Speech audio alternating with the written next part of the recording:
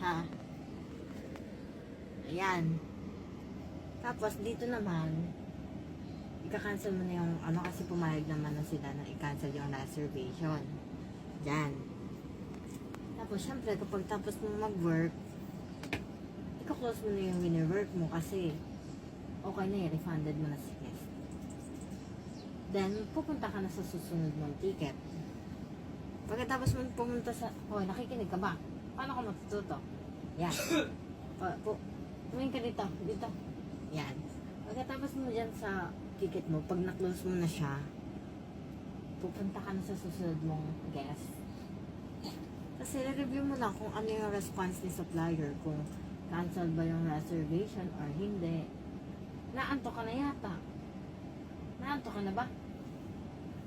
Ano? Gusto mo bang mag-work or hindi?